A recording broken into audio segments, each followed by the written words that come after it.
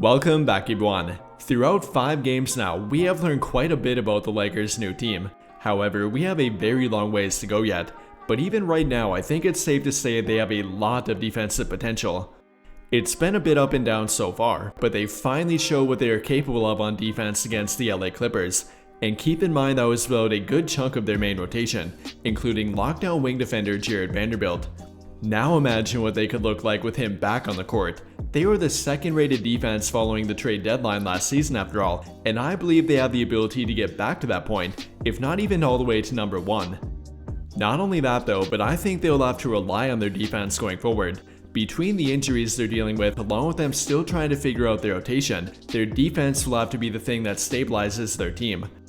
With that in mind though, how exactly can they get to that point, and which players will they need to step up the most? We will talk about that, along with a few injury updates we got during today's video. Before we get into it though, let's quickly go over our weekly prize picks. And if you don't know about prize picks, it's pretty much like playing daily fantasy. You pick either more or less than a certain player projection, and then watch it play out in real time. And every Friday they give out a completely protected play up to $20, meaning you could win up to $500 without any risk at all. And for example, here's what I'm going with for tonight.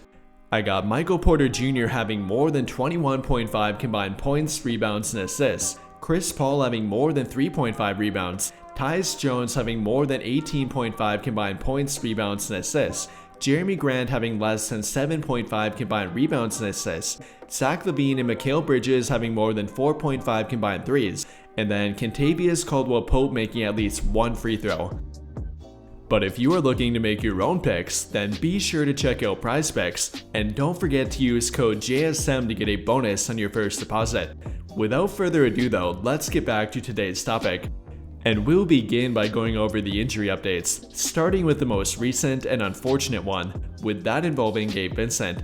He went from being downgraded to doubtful during their game against the LA Clippers, to then missing the game entirely, to now being set to miss a bare minimum of 2 weeks with what they are calling left knee effusion, or in other words, knee swelling. According to head coach Darvin Ham, his knee apparently swelled up on him following their game against the Orlando Magic, and rather than trying to push him through it, which would have only made it worse, they are giving him time off in hopes that quickly heals. And with that in mind, they will likely be turning to second-year guard Max Christie to fill in for him.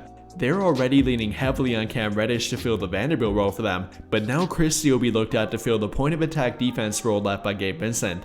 We'll talk more about that in a bit here, but being without Gabe Vincent is a big blow to their rotation. I know that he wasn't playing that well from an offensive standpoint, but he was a big part of their defense, especially during the second half and fourth quarter. If you need any proof of that, he is a part of their best rated 5-man lineup combination, including himself, D'Lo, LeBron, Christian Wood, and Anthony Davis, who are currently a plus 24 on the court together. Again, definitely a big blow to their rotation, but it's not only him, as they appear to be without Rui Hachimura for another game or two as well, who has now been placed in the concussion protocol. If you remember back to their game against Sacramento, Rui Hachimura got poked in the eye during the third quarter, and shortly after that he began feeling sensitivity towards light, which is an automatic red flag for a concussion. Now I imagine, or rather hope, that he'll be back before Gabe Vincent and Jarred Vanderbilt, but you can likely expect him to be out for another game or two. You don't want to mess around with a concussion after all, and that appears to be what he's dealing with right now.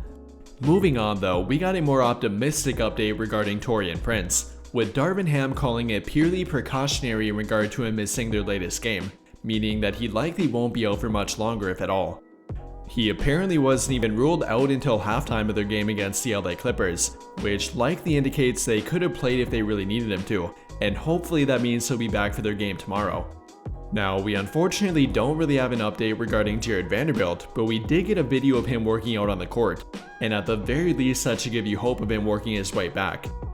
With all of that being kept in mind though, let's talk about how that translates to their defense. And like I referred to before, they will need guys like Cam Reddish, Max Christie, along with others to pick up the slack for them.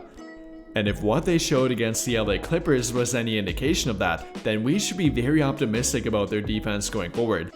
I mean, there are definitely question marks about Christie and Reddish on offense, but they are more than capable of providing value on defense. Cam Reddish could be coming off the best defensive game of his entire career, and while I'm not expecting him to make that kind of impact every game for them, we should now be expecting him to consistently be a great defender for them. After all, it's going to be another 2 weeks before they get back to Jared Vanderbilt at the absolute earliest, and that will be keeping Reddish a lock within their rotation. I mean, it's never a good thing to deal with multiple injuries, but sometimes that can give guys an opportunity to show what they can do, and that definitely should be true for Christie and Reddish, both of which have the ability to help their defense. At this very moment, they are currently the 15th rated defense in the NBA throughout 5 games. However, I think we can all agree they can be better than that. Again, they are the number 2 rated defense following the trade deadline last season, and they certainly have the ability to get back to that point.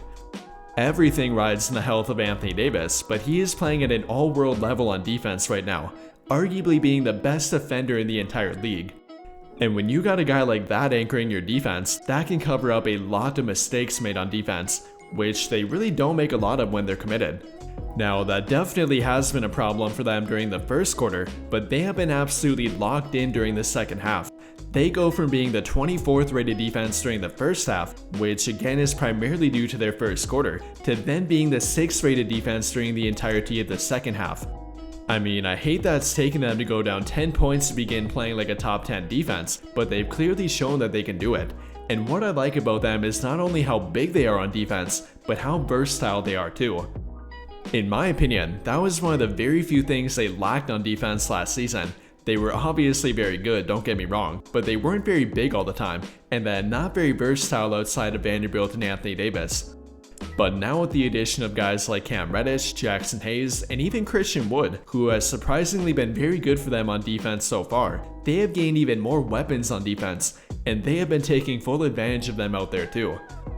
With Anthony Davis behind him or simply around him, it's allowed Christian Wood to make a real impact. I mean, first of all, he's made a real commitment to playing defense, which helps more than anything else here, but he's no longer being viewed as the primary rim protector on the court.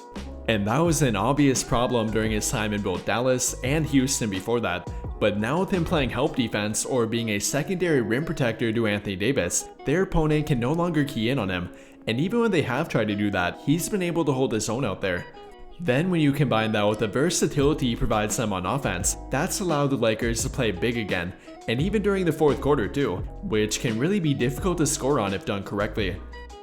Finally though, I think we need to give a shout out to D'Angelo Russell. You might not initially think of him when it comes to talking about defense, but he has been true to his word about making it a priority, even going as far to say that he wants to be like Derek White of all people. And if we take a look at their team deflections so far, you can tell that D'Lo has been making a real concerted effort out there. Other than Christie has only a 1-game sample to look at here, D'Lo has led their team with nearly 3 deflections per game. And overall, I really love what D'Lo has been doing out there. He's made a real effort on defense, but has still found a way to help them out on offense, which they definitely have needed by the way. But quickly getting back to Max Christie, that could be something he could really help them with.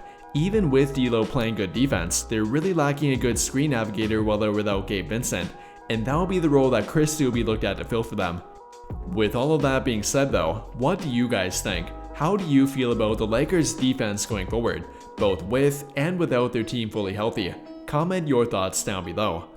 That will do it for this video though. Big thank you to those of you who took the time to watch until the end of this video, and until the end of all of my videos in general. I really hope you enjoyed it, and if you did, be sure to drop a like on the video, subscribe to the channel if you have not already, and hit that notification bell to never miss out when I upload a video. But as always, thank you for watching and have a great day.